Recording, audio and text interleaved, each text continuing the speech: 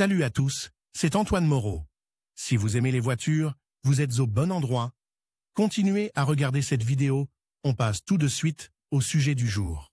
Lors de la révision d'un moteur, il est important de respecter précisément les paramètres techniques et les normes nécessaires à son bon fonctionnement. En observant les bons paramètres et en suivant les instructions de réparation, le résultat final sera réussi. Objectif et structure de l'unité culasse. Les voitures modernes utilisent massivement différents types de carburant pour effectuer le travail lié à sa combustion. L'allumage du mélange air-carburant se produit dans le moteur à combustion interne. Lorsque le carburant détonne, le mélange explose dans la chambre de combustion, libérant des gaz qui poussent le piston jusqu'au point mort bas. Pour que le moteur fonctionne correctement, tous les gaz d'échappement sont évacués dans l'atmosphère par le collecteur d'échappement. À cette fin, le moteur est conçu avec un système de distribution des gaz. La partie la plus importante de ce mécanisme est la culasse. La culasse de distribution est conçue pour assurer l'étanchéité entre le piston et la surface de la chambre de combustion du moteur. En fonction de la conception du moteur du véhicule,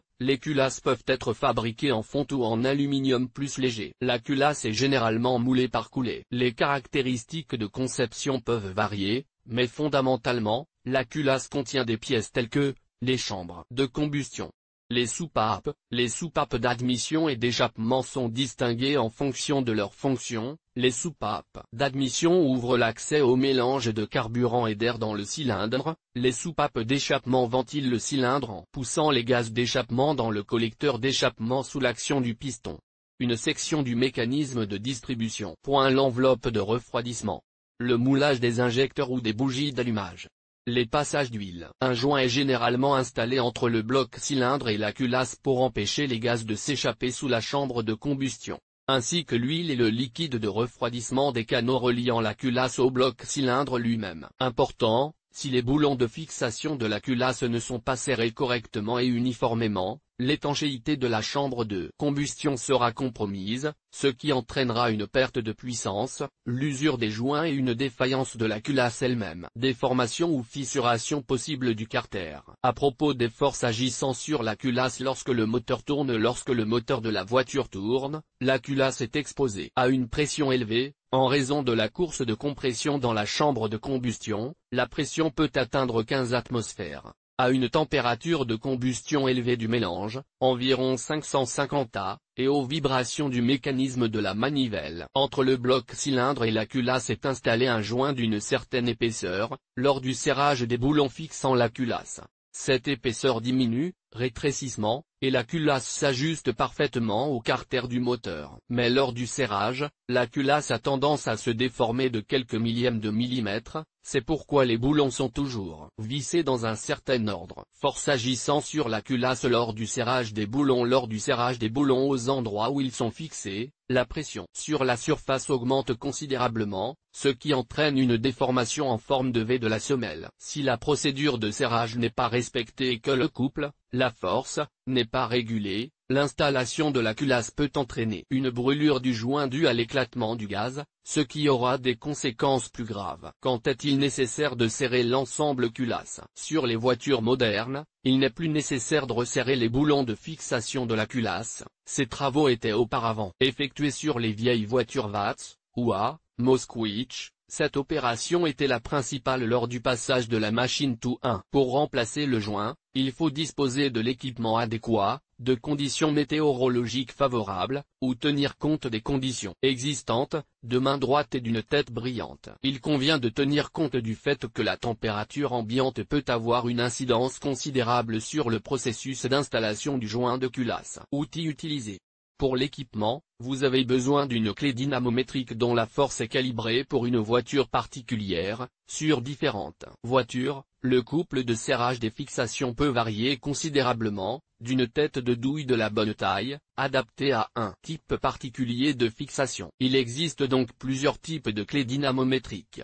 Clic, flèche, numérique, d'autres dispositifs. Clé à molette. La clé à cliquet, également appelée clé à limite ou à ressort, est utilisée pour le serrage rapide de raccords filetés à un couple spécifié. Lorsque le couple requis est atteint, un mécanisme à ressort situé à l'intérieur de la clé est activé, ce qui provoque un déclic, indiquant la nécessité d'arrêter le serrage avec le couple. La force, actuelle. L'erreur d'une telle clé ne dépasse pas 4% à condition qu'elle soit stockée et utilisée correctement. Clé à flèche. La clé à flèche, de torsion, est un levier muni d'une flèche et d'une échelle de force, ou d'un indicateur en forme d'horloge, ce qui en fait la clé la plus facile à utiliser. Lors de l'utilisation d'une telle clé, la flèche indique le couple de serrage actuel lorsque le levier est tourné. Parmi les inconvénients de ces clés, il convient de noter une erreur assez importante, de 5 à 20%, et, avec le temps, l'acier perd de son élasticité, ce qui rend impossible son réglage. Clé numérique. La clé numérique,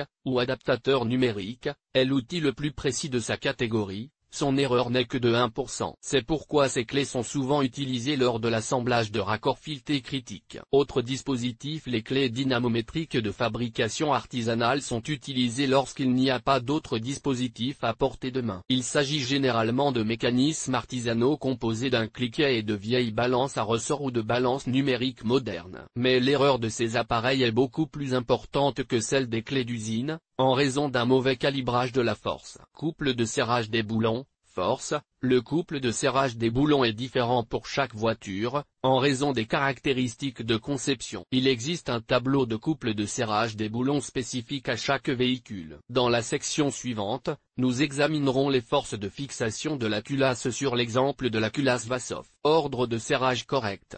Il existe un certain ordre de serrage des boulons, qui est le même sur presque toutes les voitures, du centre de la culasse vers ses bords, croix sur croix. Ainsi, par exemple, il faut d'abord serrer les deux boulons centraux des rangées droite et gauche, puis les deux boulons à gauche des boulons centraux, puis les deux boulons à droite des boulons centraux, puis les deux boulons à gauche des deux rangées et les boulons à droite des deux rangées pour compléter l'ordre. Il est important de se rappeler que la fixation se fait toujours en 3 ou 4 approches. Première approche, 3A. Deuxième approche, une force de 7 kg force. Troisième approche, 9 kg force. Dernière approche, 11,5, 12 kg force. Erreur lors du montage de la tête. Si l'on n'utilise pas de clé dynamométrique lors du montage de la culasse, il est possible de se tromper de force et d'obtenir un couple irrégulier. Dans ce cas, le couple sera excessif ou insuffisant, ce qui entraînera soit une déformation de la surface de la culasse, soit une fuite de gaz,